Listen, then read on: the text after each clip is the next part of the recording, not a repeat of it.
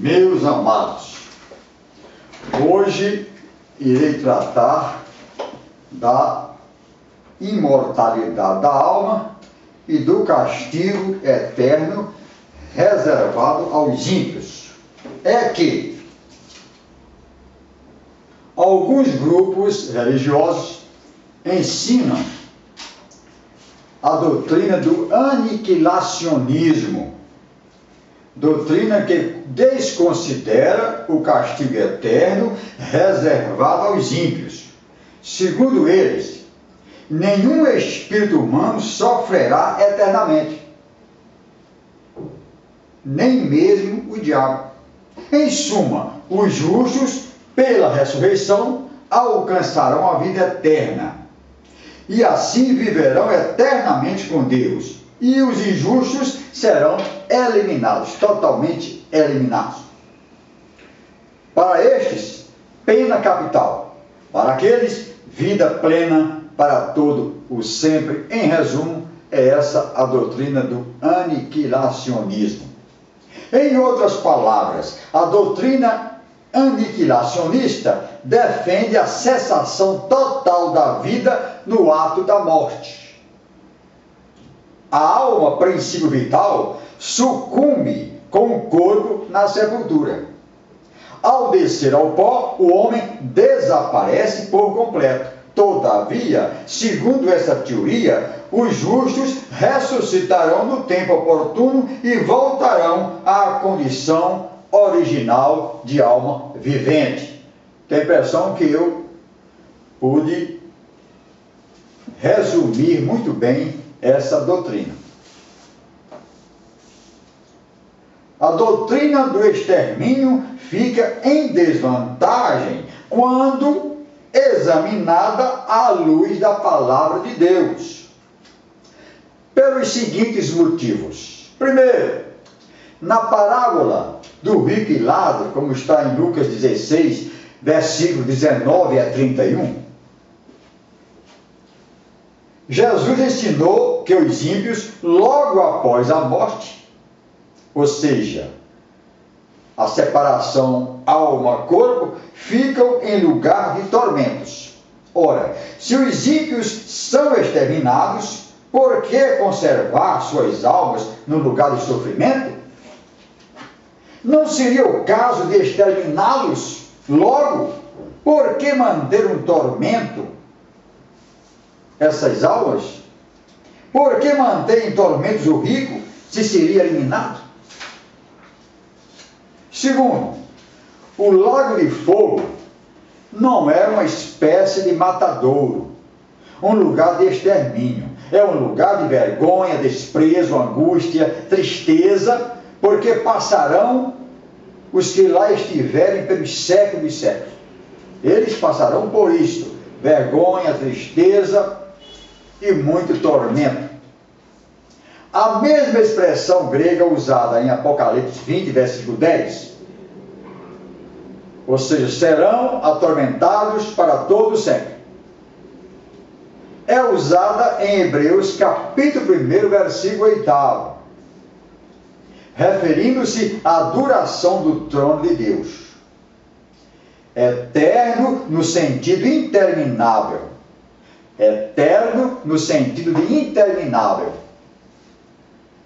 Em 1 Pedro 4, versículo 11, concernente à sua glória e domínio, para sempre.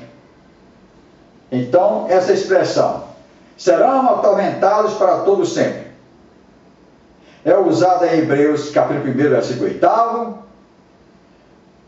com o sentido de interminável, eterno no sentido de interminável, em 1 Pedro 4, 11, concernente à sua glória e domínio eterno, em Apocalipse capítulo 1, versículo 8, sobre a eternidade do Cordeiro.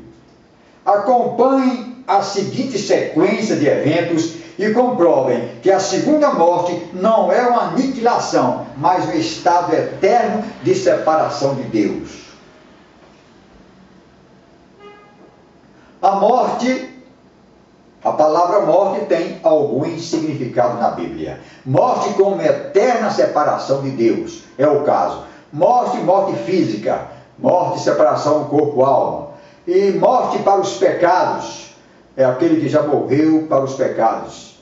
Morrer em pecado, e assim por conseguinte. Pois bem, em Apocalipse 19, versículo 20, Apocalipse 19, versículo 20, diz: a besta e o falso profeta são lançados vivos no lago de fogo. Acompanhem aí esse curso de versículos. Em Apocalipse 19, 20, a besta e o falso profeta são lançados vivos no lago de fogo. Em Apocalipse 20, versículo 2, Satanás é amarrado por 1000 anos. Em Apocalipse 20, versículo 5, os outros mortos reviveram após os 1000 anos. No versículo 7, Satanás será solto da sua prisão. No versículo 10, o diabo foi lançado no lago de fogo e enxofre, onde estão a besta e o falso profeta. De dia e de noite serão atormentados para todo sempre. E no versículo 15, serão lançados no lago de fogo todos os não inscritos no livro da vida. Se o diabo, a besta e o falso profeta serão atormentados para todo sempre, então aqueles cujos nomes não estão inscritos no livro da vida serão lançados lá e exterminados logo, e os outros não. Não há sequência lógica, não há então um raciocínio lógico para poder admitir essa situação. Observem que passados 1000 anos, Apocalipse 19, versículo 20, a besta e o falso profeta ainda se encontravam vivos no lago de fogo, conforme versículo de número 10. E continuarão no mesmo eterno estado de ruína, sendo atormentados de dia e de noite, diz a Bíblia Sagrada. Se a besta e o falso profeta não foram exterminados no lago de fogo, também não o serão os ímpios ali lançados.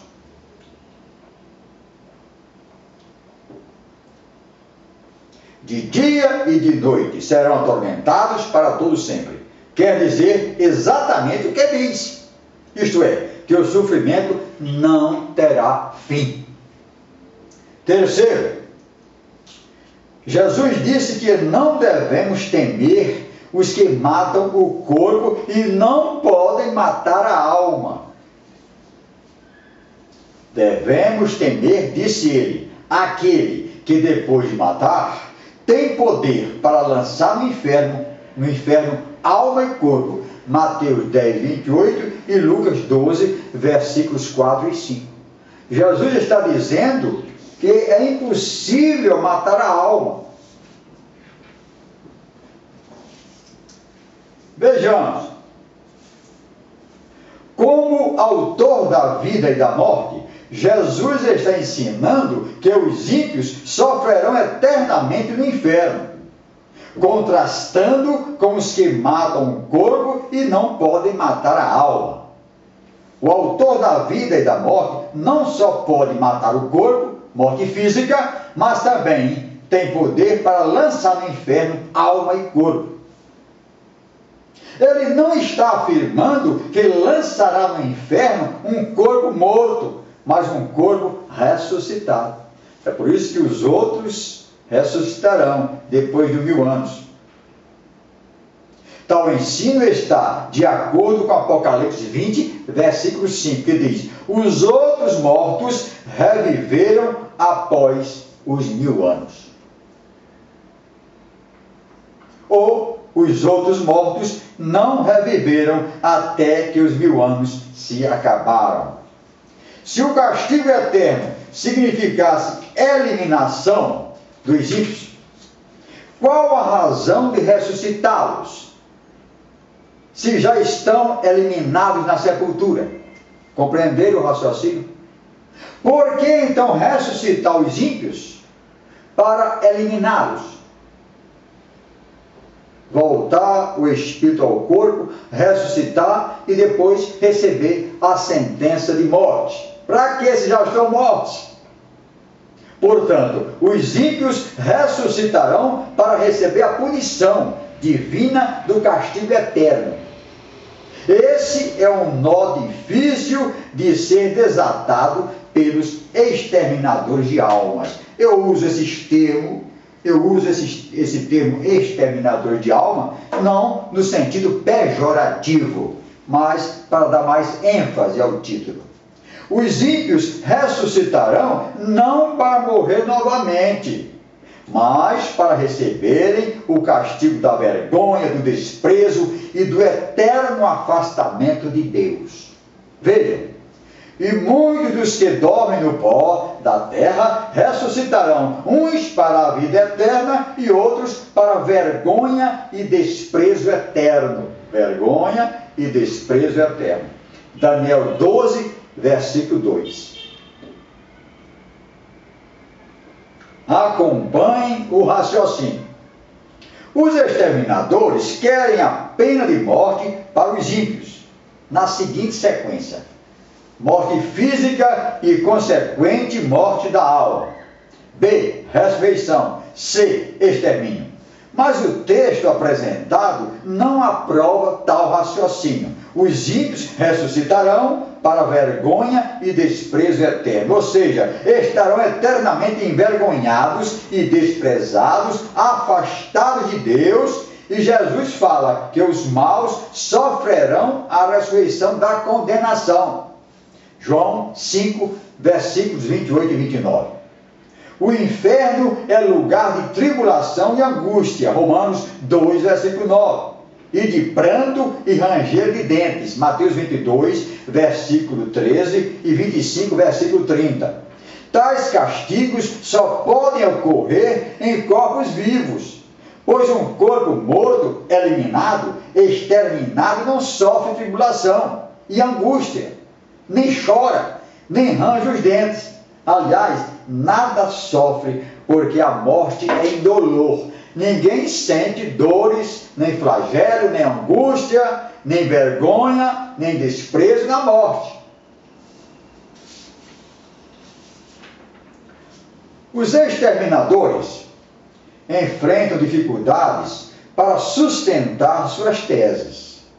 Jesus revelou que os justos ressuscitarão para a vida e os ímpios para serem condenados. João 5, versículo 29. Na carta aos Romanos, Paulo indica que haverá tribulação e angústia para todo ser humano que pratica o mal. Romanos 2, versículo 9. Em Daniel 12, versículo 2, lê-se que os ímpios ressuscitarão para vergonha e desprezo eterno. Que vergonha, que desprezo, então, as almas eliminadas irão sofrer. Apocalipse 14, versículo 11, diz que não haverá descanso nem de dia e nem de noite para os adoradores da besta. Apocalipse 20, versículo 10, anuncia que os que forem lançados no lago de fogo serão atormentados de dia e de noite, para todo sempre.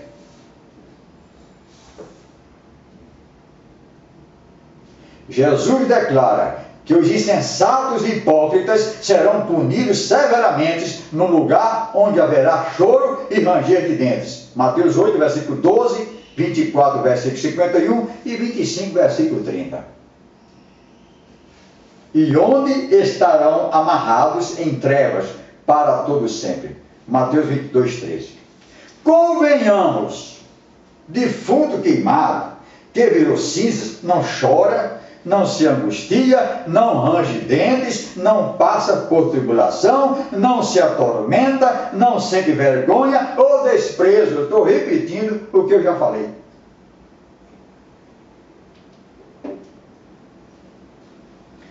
Deus não ressuscitará os ímpios para exterminá-los em seguida. Eu estou repetindo. Essa doutrina do extermínio não tem sentido nem na lógica, quanto mais na palavra de Deus. Agiria assim para que morram conscientes da punição? De maneira alguma, não há consciência na morte. A morte é o fim das angústias e tribulações. No extermínio não há castigo eterno. Reviver para morrer, sair da sepultura para em seguida ser exterminado, sinceramente, se trata de um pensamento que colide frontalmente com a palavra. A ressurreição do corpo é para que viva, não para que morra. Não fosse assim, não haveria razão para ressuscitar os que já se acham mortos. Ficariam lá, já na sepultura. Além disso, a tese do extermínio dos ímpios é incompatível com a doutrina dos diferentes graus de castigo, conforme ensina a Bíblia. Os exterminadores dizem que a pena será uniforme para todos os ímpios, isto é, a eliminação sumária será aplicada a todos, indistintamente. Mas a Bíblia nos ensina que haverá diferentes graus de castigo. Leiam. Assim como haverá diferentes graus de glória no céu e na nova terra, também haverá diferentes graus de sofrimento no inferno. Aqueles que estão eternamente perdidos sofrerão diferentes castigos, diferentes graus de castigo, conforme os privilégios e responsabilidades que aqui tiveram. Vejam os textos pertinentes. Diz a Bíblia: virá o Senhor daquele servo no dia em que o não espera e numa hora em que ele não sabe, e separá-lo-á e lhe dará a sua parte com os infiéis. E o servo que soube da vontade do seu Senhor e não se aprontou, nem fez conforme a sua vontade, será castigado com muitos açoites. Mas o que não a soube e fez coisas dignas de açoites, com poucos açoites será castigado. Lucas 12, versos 46 a 48. Ai de vós, escribas e fariseus hipócritas, diz o Senhor Jesus, pois que devorais as casas das viúvas, sob pretexto de prolongadas orações. Por isso sofrereis mais rigoroso juízo. Mateus 23, verso 14.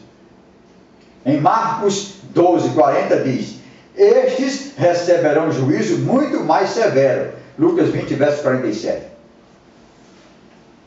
Lucas 20, 47 diz: estes receberão maior condenação.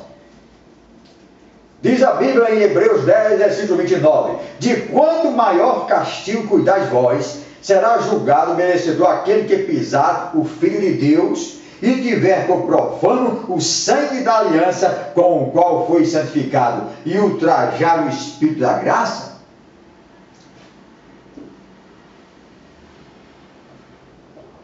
Os exterminadores também defendem que a parte imaterial do homem morre com a morte física. Morreu o homem, morreu tudo, como um jumento. O jumento morre, se acaba tudo ali. Ou seja, ao descer da sepultura, o homem morre por completo. Essa tese também não pode ser levada a sério. Jesus disse ao ladrão que foi crucificado ao seu lado no Gólgota: em verdade te digo que hoje estarás comigo no paraíso. Lucas 23, verso 43. Jesus afirmou que aquele homem arrependido seguiria para o paraíso após a morte. Quem subiria? O corpo? Não. O corpo seria sepultado. O corpo do ladrão. Corpo e alma. Não, somente na ressurreição o homem se recompõe e terá um corpo imortal e incorruptível. 1 Tessalonicenses 4, 16 e 17. Somente a alma daquele homem subiria. Claro, hoje estarás comigo no paraíso. Quem? A alma. Então, a alma subsiste à morte. Sim, é o que afirmou o Senhor Jesus. Por acaso subiria para o paraíso apenas o sopro, o fôlego do ladrão? Não, Deus não deseja salvar sopro. Seria até hilariante pensar que Jesus subiria para o paraíso ao lado do sopro do ladrão. Fôlego e sopro dizem respeito ao mecanismo da respiração. São inerentes ao corpo e falecem com o corpo. Na mesma linha de raciocínio estão as palavras de Estevão, o promarte do Evangelho. Senhor Jesus, recebe o meu espírito. Atos 7, versículo 59. O que Jesus iria receber? O que foi que Estevão entregou ao Senhor Jesus? O corpo morto ou o seu espírito? O sopro? Não. Estevão iria juntar-se àquele ladrão na glória. Iria fazer parte do grupo dos salvos, que em paz aguardam a ressurreição. Então, é esta palavra a respeito dessa doutrina que diz que os ímpios serão exterminados, serão mortos, serão eliminados completamente, mas a palavra não diz isso, a palavra não sustenta. Fique com essa palavra no seu coração e muito obrigado por sua atenção.